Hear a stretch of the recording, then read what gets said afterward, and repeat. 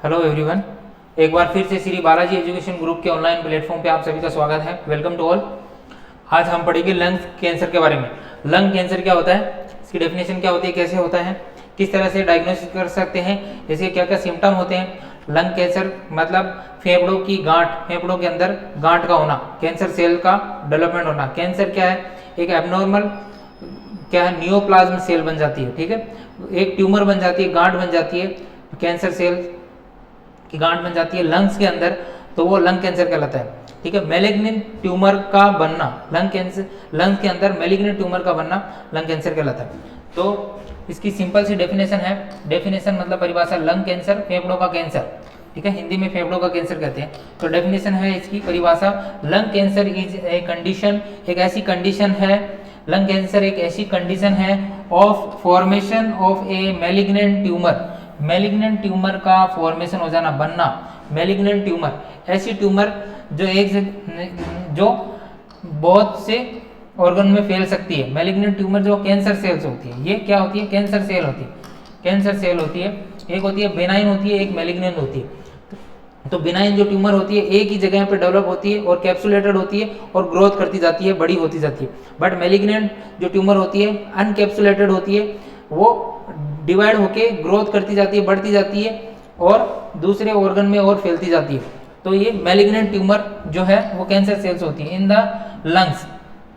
तो lungs cancer is the condition of the formation of malignant tumour in the lungs. तो lungs cancer कहाँ पे formation होता है मैलिग्नेंट ट्यूमर का, लंग्स के अंदर मैलिग्नेंट ट्यूमर का फॉर्मेशन हो जाना लंग्स कैंसर कहलाता है, ठीक है। मैलिग्नेंट ट्यूमर का लंग्स के अंदर फॉर्मेशन होना, बनना क्या कहलाता है, लंग कैंसर कहलाता है। Which can be of primary और सेकेंडरी टाइप। ये दो टाइप के हो सकते हैं, प्राइमरी टाइप के और सेकेंडरी टाइप के, प्राइमरी और सेकेंडरी टाइप। तो अब थोड़ा सा देख लेते हैं, अपन इमेज में देखते हैं, जैसे इमेज में देख लेते हैं। ये क्या है, अपने लंग्स है, ठीक है, ये क्या है, लंग्स है, स्मॉल सेल लंग कैंसर। तो ये लंग्स है, ये एक लंग्स का स्ट्रक्चर बना हुआ है, पूरा लंग्स है, ये ट्रेकिया है, ठीक है, ये क्या है, ट्रेकिया, ट्रेकिया है, ये लंग्स है, दोनों साइड के लंग्स है। ये लंग्स के अंदर कैंसर सेल बन गई है, जैसे ये सेल बनी हुई है, ये क्या है, कैंसर सेल्स बनी हुई है, ठीक है। ये कट ऑफ लंग्स, ये लंग्स को काट के देखा गया है, तो इसके अंदर ये कैंसर सेल का डेवलपमेंट है। तो ये ट्यूमर जो बनी हुई है, ट्यूमर है, गांठ जो है वो कैंसर सेल्स है। तो इस तरह से गांठ बन जाती है लंग्स के अंदर, वो क्या कहलाती है, लंग कैंसर कहलाती है, मैलिग्नेंट ट्यूमर बन जाती है। अब है प्राइमरी कैंसर, दो टाइप के हैं, प्राइमरी और सेकेंडरी।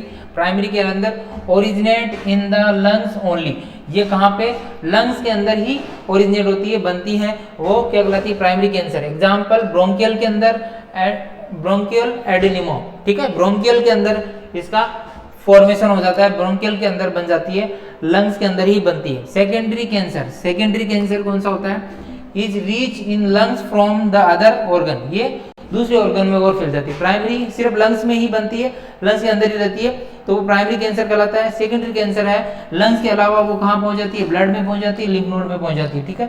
साथ में कहा लंग्स में होके, लंग्स में होती है, फिर वो ब्लड में पहुंच जाती है, लिम्फ नोड में पहुंच जाती है, वो सेकेंडरी कैंसर कहलाता है। उसके बाद में है क्लिनिकल फीचर्स। नेक्स्ट आपके है क्लिनिकल फीचर्स, मतलब क्या सिम्टम्स होंगे, लक्षण क्या होंगे।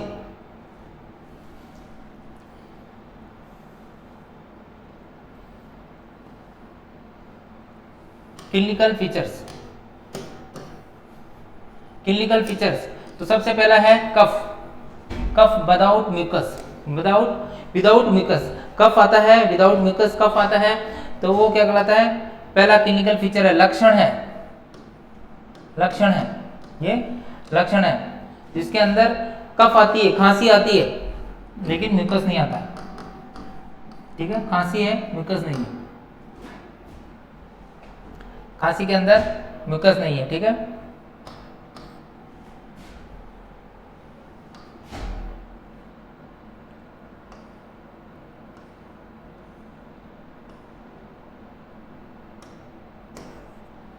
उसके बाद में पेन वाइल ब्रीदिंग, जब ब्रीदिंग लेते हैं, श्वसन लेते हैं, सांस लेते हैं, ठीक है, तब पेन होता है, दर्द होता है, दर्द होता है, ठीक है, पेन होता है वाइल ब्रीदिंग, तो इसको कहते हैं डिप्सनिया कहते हैं, डिफिकल्टी इन ब्रीदिंग और बोल सकते हैं इसको, डिप्सिया यानी सांस लेने में पेन होना, प्रॉब्लम होना, डिफिकल्टी इन ब्रीदिंग कहलाती है। ठीक है। Blood with the sputum, sputum के साथ में, बलगम के साथ में क्या आएगा, ब्लड आएगा, रक्त आएगा।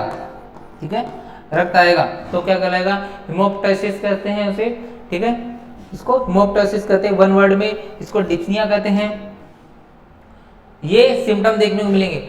अगर आपके चेस्ट में ट्यूमर हुई है तो चेस्ट वाले सिम्टम देखने को मिलेंगे। तो चेस्ट में पेन होगा, सिंपल से सिम्टम्स है। अगर चेस्ट में ट्यूमर हो गई है, अगर फेफड़ों के अंदर ट्यूमर हो गई है, फेफड़ों के अंदर ट्यूमर हो गई है, तो फेफड़ों के अंदर अपन सांस लेते हैं तो फिर सांस लेने में डिफिकल्टी होगी, क्योंकि ट्यूमर बन गई, गांठ बन गई है। और खांसी करेंगे तो पेन होगा और म्यूकस नहीं आएगा। ब्लड आ सकता है, कफ के साथ में ब्लड आ सकता है, ट्यूमर के कारण वहां पे वो ऑर्गन नेक्रोसिस होने लग जाता है, सेल्स में घाव बनने लगते हैं, सड़ने लग जाता है, तो वहां से ब्लड वगैरह भी आ सकता है, पस वगैरह आ सकती है। ठीक है, चेस्ट पेन होगा, ये कुछ सिम्टम आएंगे, है ना। चेस्ट पेन होगा, पेशेंट के अंदर क्या होगा, चेस्ट पेन होगा, सीवियर चेस्ट पेन होगा। डिफिकल्टी ईटिंग, डिप्सिया हो सकता है। अगर ट्यूमर कहाँ हो रही है, अगर इसोफेगस वगैरह के नजदीक है तो डिस्पेजिया और हो सकता है, डिफिकल्टी इन ईटिंग। ईडिमा हो सकता है on the head to neck, patient के ईडिमा हो सकता है, क्योंकि ये ब्लड सर्कुलेशन को भी अफेक्ट करेगी। अगर लंग्स में ट्यूमर हो गई तो ईडिमा वगैरह हो सकता है। उसके बाद में लॉस ऑफ एपेटाइट, और पेशेंट को भूख नहीं लगेगी, लॉस ऑफ एपेटाइट देखने को मिलेगा, जिसको एनोरेक्सिया बोलते हैं। उसको क्या बोलते हैं, एनोरेक्सिया बोलते हैं। ठीक है, उसको बोलते हैं एनोरेक्सिया, उसको क्या बोलते हैं, एनोरेक्सिया बोलते हैं। उसके बाद में फैटिक मतलब थकान, काफी बार बता चुका हूँ, इसको हिंदी में थकान बोलते हैं। इसका मतलब लॉस ऑफ एपेटाइट मतलब भूख न लगना।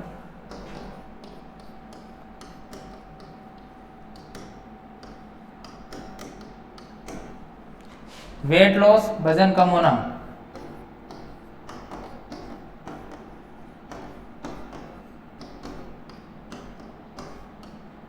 ये ऐसे सिम्टम देखने को मिलेंगे। तो ये कुछ सिम्टम देखने को मिलेंगे किसमें, लंग कैंसर के अंदर ये सिम्टम देखने को मिलेंगे। ठीक है, लंग कैंसर के अंदर कौन से सिम्टम देखने को मिलेंगे, तो सबसे पहले देखने को मिलेगा खांसी, कफ आएगा, पेन होगा वाइल ब्रीदिंग, डिप्सिया देखने को मिलेगा, हेमोप्टाइसिस देखने को मिलेगा, चेस्ट पेन होगा, डिफिकल्टी इन ईटिंग। ठीक है, डिफिकल्टी इन ईटिंग, डिस्पेजिया देखने को मिलेगा, और edema, head to neck edema होगा, loss of appetite, loss of appetite, anorexia, fatigue, weight loss देखने को मिलेगा। अब डायग्नोसिस कैसे करोगे, कैसे पता लगाओगे कि कैंसर हो गया, कैंसर हो गया कैसे पता लगाओगे, डायग्नोसिस, निदान कैसे करोगे। ठीक है, निदान कैसे करोगे, सबसे सिंपल है, चेस्ट एक्सरे कर दो, है ना। चेस्ट एक्सरे करो, चेस्ट एक्सरे के द्वारा हम पता लगा सकते हैं, एक्सरे के द्वारा करके एक्सरे कर दो, एक्सरे के अंदर जो लंग्स है वहां पे ट्यूमर दिख जाएगी, जैसे वो डायग्राम में बताया था। सीटी स्कैन के द्वारा, सीटी स्कैन एक्सरे से बेस्ट है। ठीक है, एक्सरे से क्या है, बेस्ट है, एक्सरे से बेस्ट है सीटी स्कैन। उसके बाद में पीईटी सीटी स्कैन कर दो, और सीटी स्कैन या तो नॉर्मल सीटी स्कैन कर दो या फिर पीईटी सीटी स्कैन कर दो। ठीक है, उसके बाद में स्पूटम साइटोलॉजी, स्पूटम की साइटोलॉजी कर सकते हो, साइटोलॉजी, स्पूटम साइटोलॉजी कर सकते हो।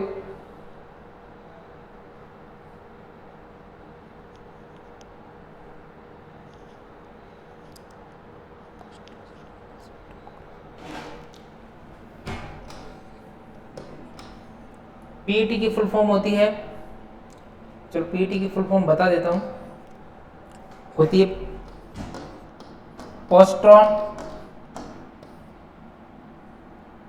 पोसिट्रॉन emission tomography,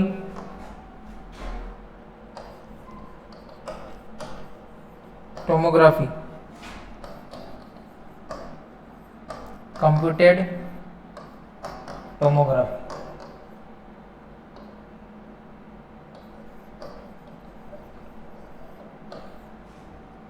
computed tomography, CT scan, computed tomography, positron emission tomography.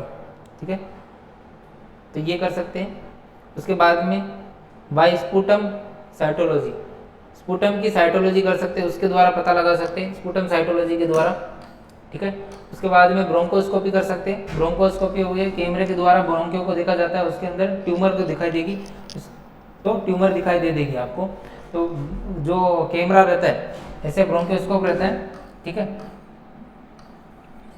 तो एक में से ऐसे स्किन के ऊपर कैमरा दिखाई देगा और ब्रोंकियल्स के अंदर जो लंग्स है, लंग्स में ट्रेकिया के थ्रू लंग्स के अंदर जाएंगे, लंग्स में जाके वहाँ देखेंगे, विजुअलाइज करेंगे, अगर ट्यूमर होगी, गांठ होगी तो वो दिखाई दे देगी, तो उसके द्वारा पता लगा सकते हैं। अगर उस वहाँ पे गांठ दिखाई देती है तो उसकी एक हम टेस्ट कर सकते हैं FNAB बोलते हैं शॉर्ट में इसको, fine needle aspiration biopsy.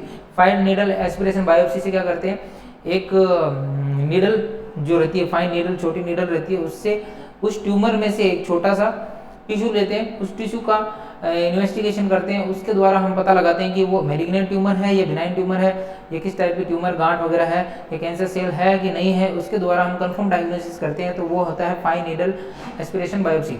Fine needle aspiration biopsy करते हैं।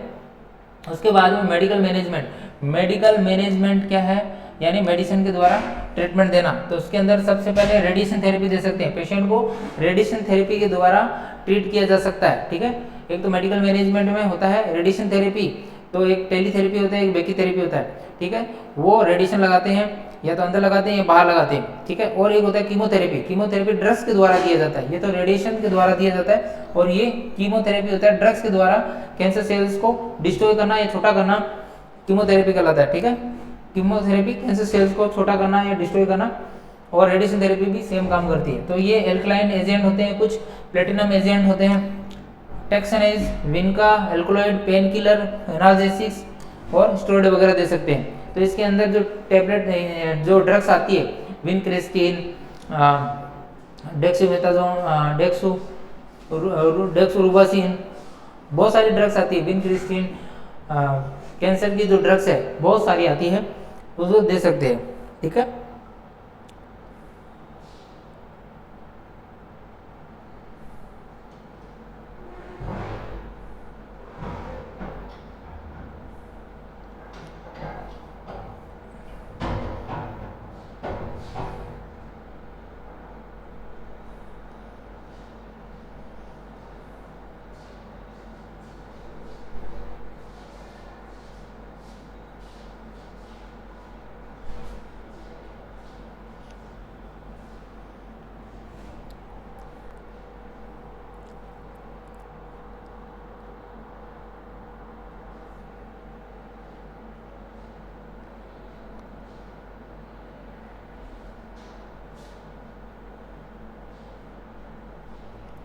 उसके बाद में पेशेंट को कीमोथेरेपी ड्रग्स दे सकते हैं, उसके बाद में इम्यूनोथेरेपी दे सकते हैं, ठीक है। बहुत सारी कुछ ड्रग्स आती है कीमोथेरेपी की, जो मैं कभी नेक्स्ट क्लास में बताऊंगा कि एंटी कैंसर ड्रग्स आती है। कीमोथेरेपी में कौन कौन सी ड्रग्स आती है, अलग अलग नाम है उनके, वो बताएंगे। विनक्रिस्टिन और बहुत सारी आती है ऐसी, डॉक्सोरुबासिन और मेथोक्सो करके आती है, बहुत सारी ड्रग्स आती है। इम्यूनोथेरेपी दे सकते हैं, इम्यूनिटी बढ़ाने के लिए, पेशेंट को इम्यूनिटी बढ़ाने के लिए इम्यूनोथेरेपी दे सकते हैं। सर्जिकल मैनेजमेंट, सर्जिकल मैनेजमेंट ये तो हो गया मेडिकल मैनेजमेंट। मेडिकल मैनेजमेंट में आ गया केमोथेरेपी और रेडिएशन थेरेपी दे सकते हैं। उसके बाद में है सर्जिकल मैनेजमेंट। सर्जिकल मैनेजमेंट के अंदर आता है आपके, सर्जिकल मैनेजमेंट के अंदर आता है वेज रिसेक्शन। और सर्जिकल मैनेजमेंट में 4 सर्जरी की जाती है, 1 2 3 4 सर्जरी की जाती है। उसके अंदर लोबेलेक्टोमी जिसके अंदर एक लोब को काट दिया जाता है, ठीक है। लंग्स के एक लोब को काट दिया जाता है, वो लोबेलेक्टोमी कहलाता है। न्यूमेरेक्टोमी एक पूरे लंग्स को काट दिया जाता है, उसको जो डिस्ट्रिक्ट अफेक्टेड पार्ट है उसको काट के अलग कर दिया जाता है, वो कहलाता है न्यूमेरेक्टोमी कहलाता है। सेगमेंट, एक सेगमेंट को अगर काट दिया जाता है तो सेगमेंटेक्टोमी कहलाता है। और वेज रिसेक्टोमी, एक छोटे से पार्ट को काटा जाता है, उसके अंदर वेज रिसेक्टोमी कहलाता है, ठीक है। तो ये lobectomy the affected part of the lungs of the surgically cut and remove, मैं बताया था। एक लोब को काट दिया जाता है, जो अफेक्टेड पार्ट है उसको काट दिया जाता है, लोबेलेक्टोमी। न्यूमेरेक्टोमी से कहते हैं एक पूरे एंटायर लंग्स को काट दिया जाता है, entire lungs affected by cancer surgical remove, उसको काट दिया जाता है, ठीक है। उसके बाद में नेक्स्ट है आपके न्यूमेरेक्टोमी में nursing management before and after surgery. The condition of the cancer, the necessity to chest tube after surgical should be explained. अगर पेशेंट को कैंसर है तो उसको नेसेसिटी है कि चेस्ट ट्यूब के बारे में बताया जाए, एक्सप्लेन किया जाए, ठीक है। उसके बाद में नेक्स्ट जो है patient vital signs should be check. Patient के जो वाइटल साइंस है वो आपको चेक करते रहना चाहिए। टीपीआर बीपी जो है वो टाइमली चेक करने चाहिए हर 2 घंटे। Should be continuously assess by recorded, और रिकॉर्ड चेक करने चाहिए और रिकॉर्डेड लिखने चाहिए हमेशा। उसके बाद में नेक्स्ट है आपके the patient should be protect from the respiratory complication.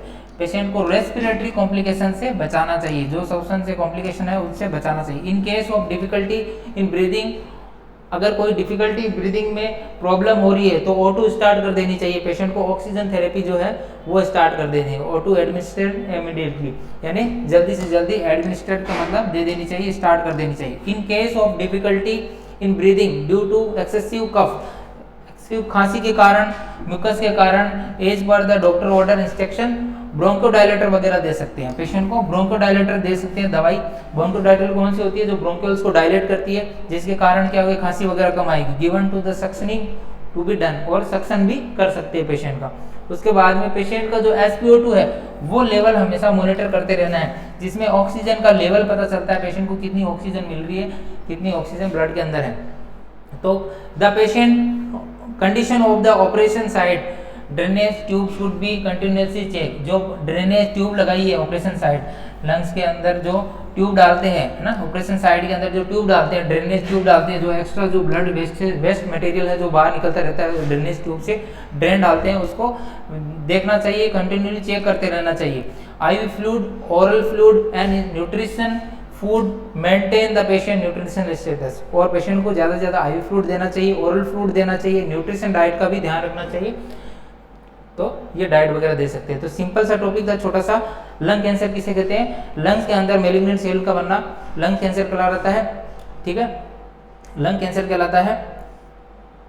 इसके अंदर 2 टाइप है, प्राइमरी और सेकेंडरी। प्राइमरी के अंदर लंग्स के अंदर कैंसर सेल का बनना, सेकेंडरी के अंदर बाहर, लंग्स के बाहर भी चला जाना, ठीक है। उसके बाद में फीचर में देखे थे आपने, पेन, ब्रीदिंग में डिस्पनिया देखने को मिलेगा, हेमोप्टाइसिस देखने को मिलेगा, चेस्ट पेन होगा, डिस्पेजिया होगा, और इडिमा हो जाएगा पेशेंट को, एनोरेक्सिया देखने को मिलेगा, फैटिग, वेट लॉस देखने को मिलेगा। Diagnosis chest x-ray, CT scan के द्वारा पता लगा सकते हो, स्पुटम साइटोलॉजी कर सकते हो, ब्रोंकोस्कोपी कर सकते हो, FNA भी कर सकते हो, needle fine needle aspiration biopsy कर सकते हो।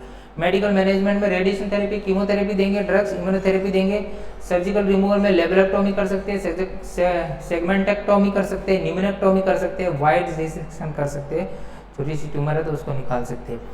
उसके बाद में जो है नर्सिंग मैनेजमेंट में वाइटल साइंस वगैरह चेक करेंगे, पेशेंट के न्यूट्रिशन वगैरह का स्टेटस का ध्यान रखेंगे। ड्रेन डाली हुई है तो ड्रेन का ध्यान रखेंगे, ड्रेन में से कितना फ्लूइड निकल रहा है उसको चेक करते रहेंगे, कोई ब्लीडिंग वगैरह तो नहीं हो रही है, पोजीशन की पेशेंट की पोजीशन वगैरह मेंटेन रखेंगे। अगर ऑक्सीजन लेवल कम हो रहा है तो पेशेंट को ऑक्सीजन लगाएंगे, SpO2 मॉनिटर करते रहेंगे। ये कुछ नर्सिंग मैनेजमेंट ध्यान में रखेंगे। तो thank you so much. Class को लाइक करें, चैनल को सब्सक्राइब करें, ज़्यादा से ज़्यादा लोगों को शेयर करें। Thank you so much.